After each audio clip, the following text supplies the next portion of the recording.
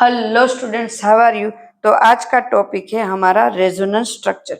अगर हम resonance structure की बात करें, ऑर्गेनिक कंपाउंड में मिलेंगे, ऑर्गेनिक मॉलिक्यूल में रेजोनेंस स्ट्रक्चर मिलेंगे, तो सबसे पहले हमारे माइंड में आएगा बेंजीन। क्योंकि ऐसा जरूरी रेजोनेंस स्ट्रक्चर मतलब बेंजीन में होगा, ऐसा जरूरी नहीं है। हम एक दो एग्जांपल और भी लेंगे रेजोनेंस स्ट्रक्चर के। तो सबसे पहले क्यों रेजोनेंस स्ट्रक्चर किसे कहते हैं और क्यों बनता है ये हम देख लेते हैं। तो बेंजीन का जब स्ट्रक्चर बना तो स्पेक्ट्रम में क्या दिखा, तो कि बेंजीन के स्ट्रक्चर में सबसे पहले ये दिखा, यहाँ पे डबल बॉन्ड है इस तरह से। अब कार्बन कार्बन जब डबल बॉन्ड होता है, यहाँ पे स्पेक्ट्रम में हमें मिला, तो कार्बन कार्बन डबल बॉन्ड होता है, तो ये डबल बॉन्ड की जो लेंथ होती है 1.34 पैरामीटर पीएम होती है, बराबर पीएम। अब देखो पीएम इस तरह से लिखेंगे, नहीं तो प्राइम मिनिस्टर समझ जाओगे आप लोग। देन सिंगल बॉन्ड जो है, ये सिंगल बॉन्ड, इसकी जो लेंथ होगी तो वो होगी 154 पीएम। तो मुझे जब स्पेक्ट्रम में हमें देखना है तो इसकी मिलेगी डबल बॉन्ड की 134 एंड 154, बट वो नहीं मिले, लेंथ के ऊपर से ही फाइंड करा गया है।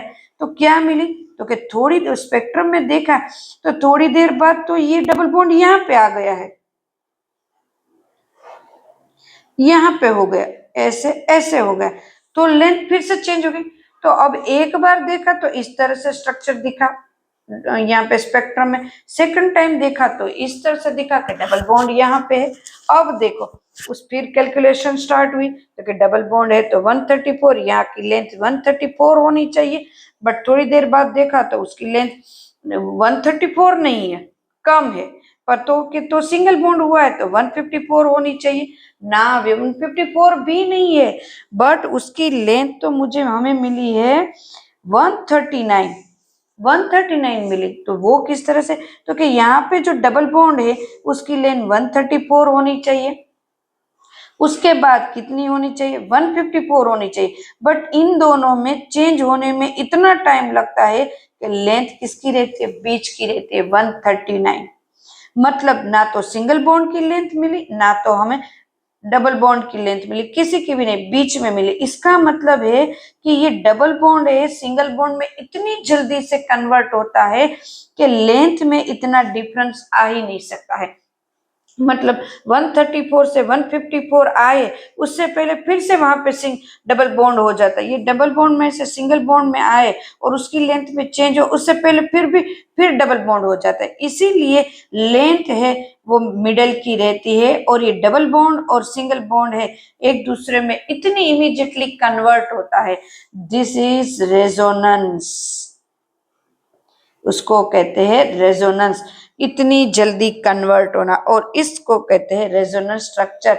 1 एंड 2 दोनों एक दूसरे में इमीडिएटली कन्वर्ट होते ही रहते हैं। सिर्फ इसमें नहीं मिलते, नाइट्रोजन में भी हम देखते हैं। देखो नाइट्रोजन और ऑक्सीजन NO2, और यहाँ पे अब देखो इसके पास 2 इलेक्ट्रॉन पेयर ऐसे है और इसके पास 3 इलेक्ट्रॉन पेयर है, क्योंकि सिंगल बॉन्ड बना है। यहाँ तो CH3 है। तो अब देखो नाइट्रोजन के पास क्या हुआ, पॉजिटिव हो गया, क्योंकि वो तो ट्रिपल बॉन्ड बनाएंगे, पर यहाँ पे वो तो 4 बन गए, स्ट्रक्चर 1।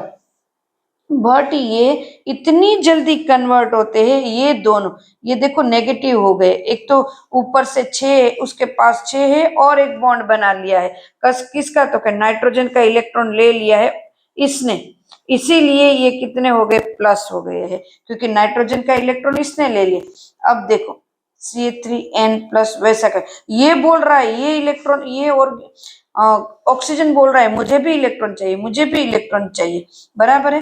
तो नाइट्रोजन कहता है चलो, ये ऑक्सीजन बोलता है चलो तुम ले लो, तो वो 2 ज्यादा ले लेते हैं, और ये और इलेक्ट्रॉन ऐसे कन्वर्ट होते रहते, सिंगल बॉन्ड हो गए, बराबर है ये, और यहाँ पे डबल बॉन्ड हो गए, कहता है मुझे डबल बॉन्ड दे दे, तो फिर तो इस तरह से कंटिन्यू कन्वर्ट होते रहते हैं।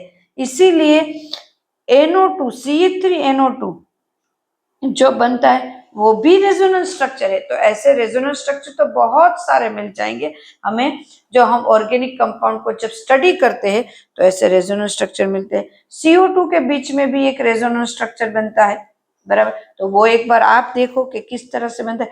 O3 के बीच में भी एक रेजोनेंस स्ट्रक्चर बनता है, वो हमने एक बार ले लिया ये सारे के सारे चैप्टर 4 में। तो एक बार उसको भी ट्राई करो कि ये सच में रेजोनेंस बन रहा है कि नहीं बन रहा है उसका।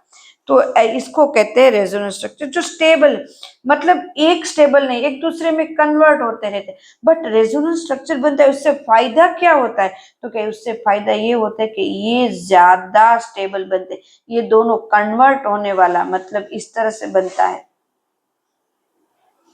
Double bond. तो ये जो बना वो ज्यादा स्टेबल होगा, इन दोनों की वजह से, इन दोनों से ज्यादा ये स्टेबल होता है ये।